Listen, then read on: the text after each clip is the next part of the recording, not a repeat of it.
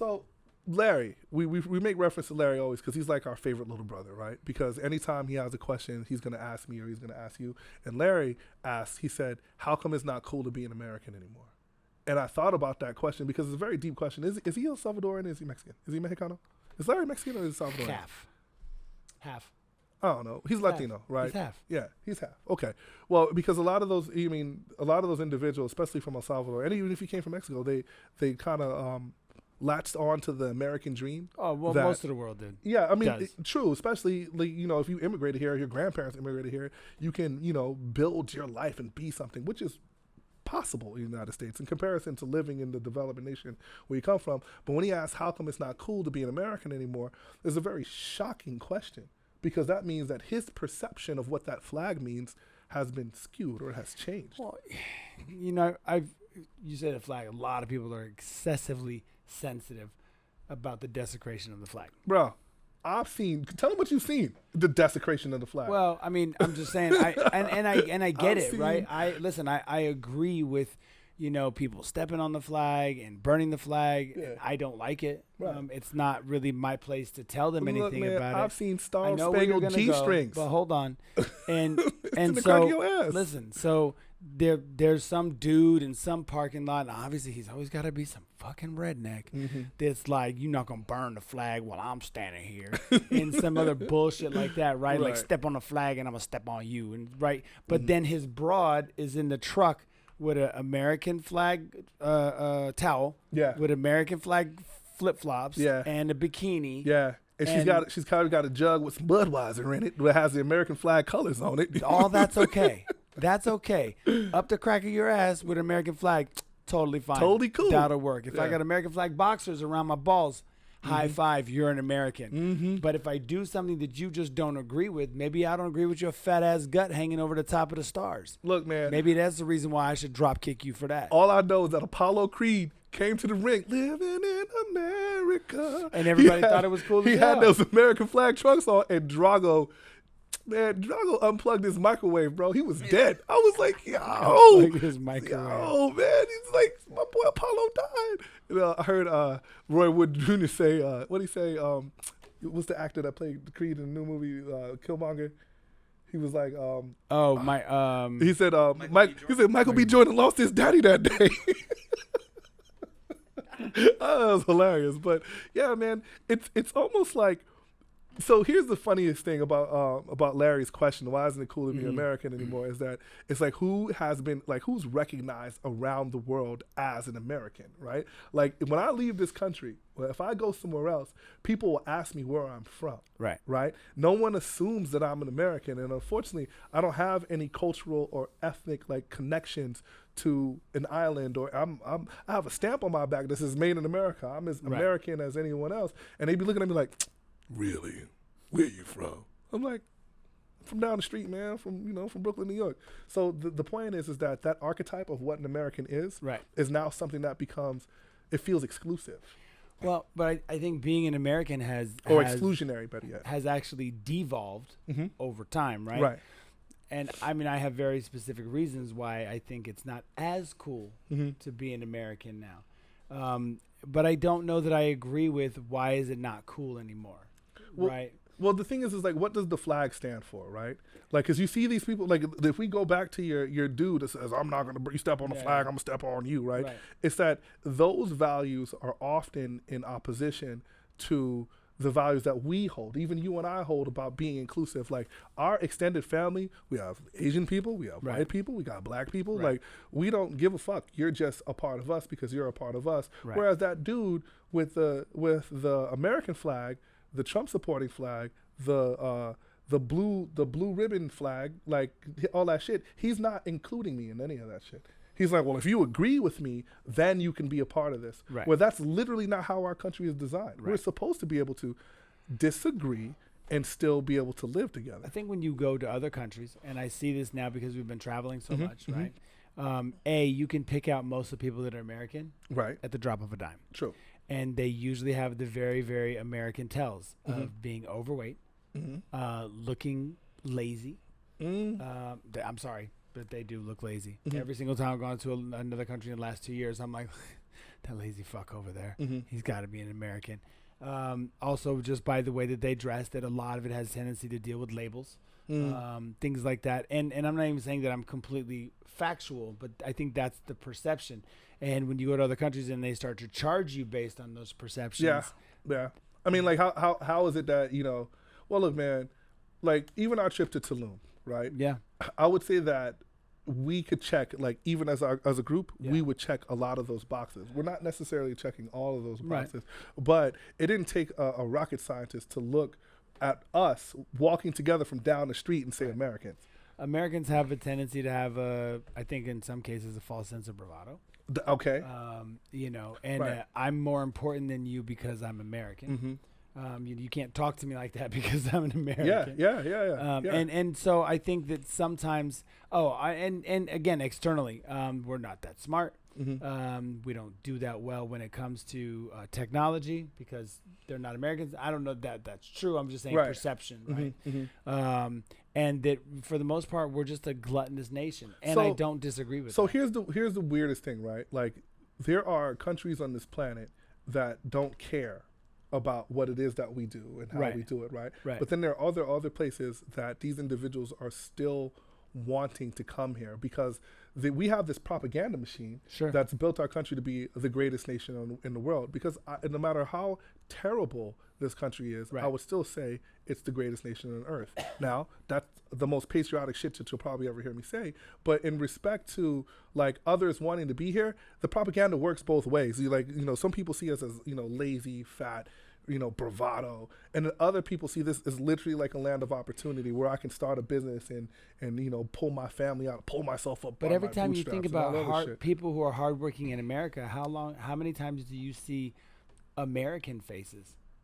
That's true. But so here's. And I'm not saying it doesn't exist. Right. I'm just saying when I think of the people that are working hard, I mean the 15-hour days, the 7 days a week. That guy, he doesn't look like fucking Billy Joe. So if we look at our economy, right? At one point in time, we had the most powerful economy in the world, right? And what's even more interesting than that, we've also destabilized other countries in order to bolster our economy. Like, we don't talk about that shit, but we'll go start some shit in another country on the other side of the world so we can. A lot of countries do. I know it's imperialism. Like, they don't call it imperialism, but that's what it is. Here's the point. I think they call it capitalism. It's the same shit, just a different name. Here's the point. Like, I think that the perspective has changed, right? Like, when we talked about, in the 1950s when the economy was great, in the 1960s the economy is great, right? These are when the ideals of the Americans were what created. What else was going on at that time? The segregation and a war. Wars, yeah. Exactly. But you want to hear something else that's interesting is that those baby boomers, right? The baby boomers are about in their 70s now. The generation that came prior to them are now gone. We're still living off the hard-working aesthetic, the juice of the generation that came before the baby boomers. Like, they made it cool for us all to be lazy, right? Like, if you look at some people's grandfathers and their great-grandfathers, the shit that they had to do in order to kind of create that foundation, and now here we are 3 generations removed, and these motherfuckers is chilling and they lazy because your great-grandfather killed the dragon, so there's nothing else in the town that can possibly hurt you. Right. I think that that's reality. And one of the things that I find is that when we talk about America's, like, the skeletons, right? Like, our country's built on a bunch of fucking skeletons, right? Right. When a black person points out the skeleton, it's un-American, right? Like, when we talked about what happened in Black Wall Street in Tulsa, Oklahoma, and there are a bunch of these black cities that were intentionally flooded, that are man-made lakes today, right? As soon as I say that, as soon as I bring up the receipts, like, people like, why don't you just get over it? That was 150 years ago. And like, bro, what the fuck are you talking about? Well, and the reason why I can't get over it is because it's a still continuing thing. But above and beyond that, that has everybody. Religion does that constantly. Just pick one. Right. They've all done it. Right. Don't look at our faux pas. Just look at the general picture over here. Not here, but over here. Don't look over here, though. Yeah, I mean, listen, man. We're, how we have these conversations, and at no point in time are we ever offering solutions. Like, we're just and we're actually just paying attention to the problem, right? Just trying to get a better look at things, and through conversation, maybe create some ideas. Because at the end of the day, I mean, I'm not going anywhere. I'm not moving anywhere. But when we start talking about change, we start talking about like the idea of people like reparations in per se, right? Mm-hmm. Like reparations, the derivative, the root word is repair, right? That doesn't necessarily mean that everybody gets a fucking check, right? That's not what it means, right?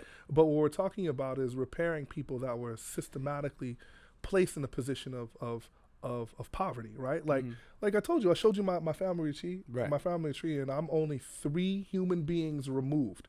3 human beings removed. Me.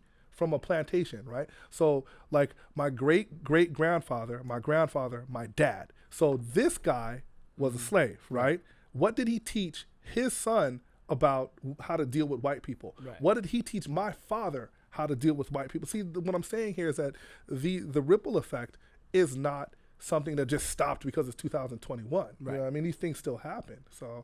So a few things that came up when I was kind of searching on it is, what's the first thought that comes to your mind when you hear the word America?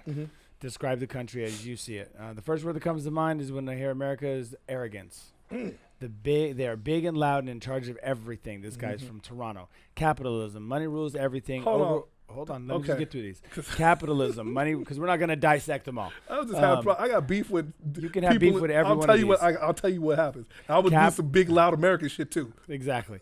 Capitalism, money rules everything. Overweight people. Donald Trump election shootings. That person is from. We love our guns. That person is from Copenhagen, Denmark, or you might say Copenhagen, but that's not correct.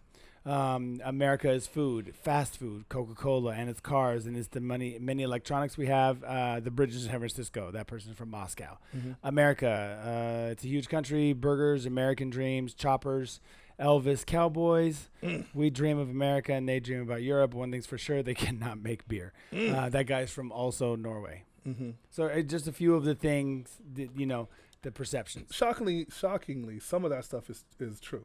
Right. I'd say the majority of it is true. A lot of it is true, but what happens is that we as Americans have formulated bad habits because of excess. Sure. Like we have too much. Like, yeah, man, we did this study about fast food in bad neighborhoods and how in inner city neighborhoods it's actually easier to buy over processed food than it is to buy fresh green vegetables, right? And it's actually less expensive to use the dollar menu on any of these particular fast food restaurants than it is to buy like fresh broccoli or fresh fruit for your children. So what ends up happening is that of course individuals here have a higher rates of hypertension and high blood pressure and diabetes. And in fact, what's even crazier is that Black people in America have the highest rates of hypertension, diabetes, and high blood pressure. Right.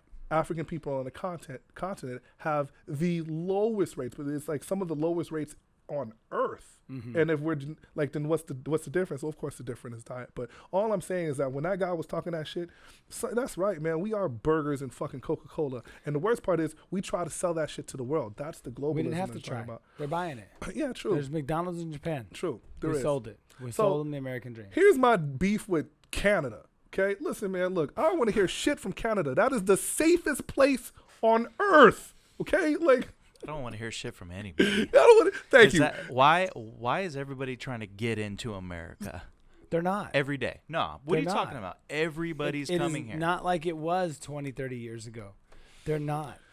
Okay. It's not. Have you ever seen the monologue? And I've sent it to you. The monologue from Jeff. I think it's Jeff Bridges in the HBO show Newsroom.